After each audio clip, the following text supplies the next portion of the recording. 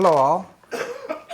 Managed to stay awake this late, this long. My name is Mike Sinclair, and I'm interested in natural user interfaces, specifically haptics. And I work in Ken's group, Epic group, and I'm going to show you a few projects that I've been recently involved in at Microsoft Research, and those are a few of my collaborators. So, over the past few years, needless to say, I'm, like many of you, easily amused. That's part of the attributes and some of the misgivings of my behavior. But here are some projects that have resulted in various publications, patents, collaborations, a little entree into products and whatnot. But I keep real busy. We have a great hardware rapid prototyping shop right across the atrium. Come and visit us later today. You're welcome to look around. And of some of those, the last couple of years, I've been interested in haptics, which is the sense of touch. Learning to exploit physical phenomena for sensors and actuators. Some are existing today, and some are just postulated. Back in 2015, I published and built a device called Touch Mover. It was essentially a computer display on a robotic arm. You touched it, it monitored the force of your touch, and it would respond to the force of touch and add auxiliary forces to that to make you think you're actually pushing blocks over or touching tissue and whatnot.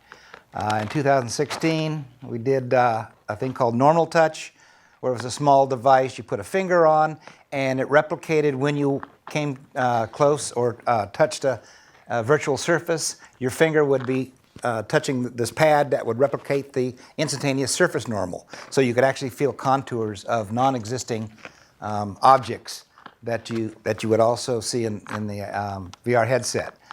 And also in 2016, we did Texture Touch, and that was an array of 4x4 pins that would in real time come out and replicate the texture of the surface that you were trying to touch, virtual surface. 2017, Claw, that was an active device, had a servo in it. Stuck your finger in the little hole in there, and you could reach out and actually touch or pinch devices. And with the right kind of feedback, those of you who have an ME background, you can get just about any kind of kinesthetic touch that you wanted. Soft, hard, compliant, non-linear, like when you push a button. In 2018, after a bunch of captive audiences by our product groups, we say, all right, we'd like to get some of this into products, or at least have the semblance of you're interested in getting in products and get away from the buzzers in haptics today, which is a very conservative approach.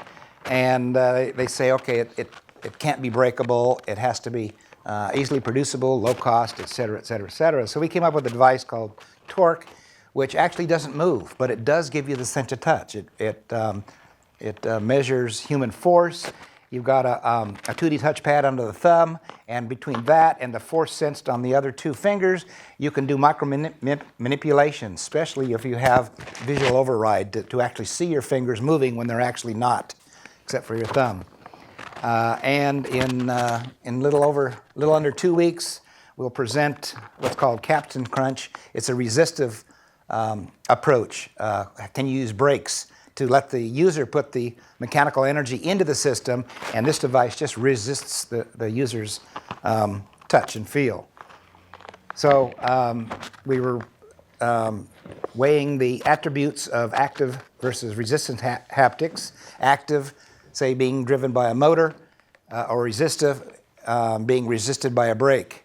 And that's what Capstan Touch is, where instead of putting a lot of power into a motor and having that motor respond to force feedback like in force sensors, the brake would, through its mechanical gain and very low power input, would resist the human forces, kinematic on the handheld device. And those of you who have ever been sailing know what good a capstan can do. It can hold forces of thousands of pounds of tension with just two fingers. So there's a lot of mechanical gain, and if you do it right, and choose the right materials, you can get actually a linear force brake that can go from 0 to maximum force. The problem with brakes is there's no compliance, there's no squishiness. So we actually added a capstan-based clutch with a spring in it, and we believe with the latest incarnation, we can actually embody high resistive force, low resistive force, along with compliance, along with nonlinear, with hysteresis attributes. And there's a picture of our present. Looks a little, present device, capstan crunch. It looks a little complicated. It's big. Understand that. Probably hard to get into products, but the eventual goal is to put all that inside of a handle that you hold, and it resists the forces of your 4 fingers against your thumb. And the equation there on the right was the telltale, where the gain is multiplied by an exponential that relies on the number of wraps of the cord and the particular friction of the cord against the capstan. So we exploit that with very low cost and fast actuators, less than 2 milliseconds. We can get very, very fast response at human scale forces in the actual controller. So that's it. Sorry for the creepy slide, but I didn't think they were happy enough. They're in their careers now, and they're as happy as most of us are here playing around. So, thank you.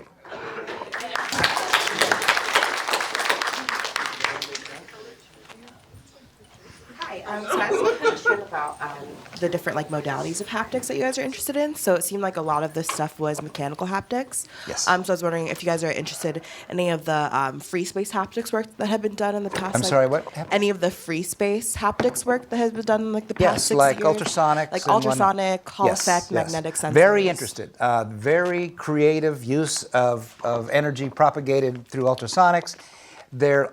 To me, right now, they're a little subtle. It's very difficult. When I first felt or experienced that, I had to let everybody in the room be quiet so I could actually feel it. And I couldn't quite feel that was a flower in my hand. It was something there that was very, very subtle. Same thing with Tesla Touch, which when you scrub your finger across a screen, you actually feel friction being modulated. Again, very subtle.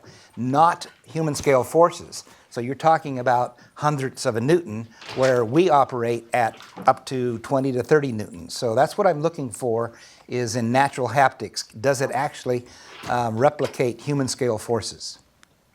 But yes, that's I really like some of the creativity that's going on in free space haptics.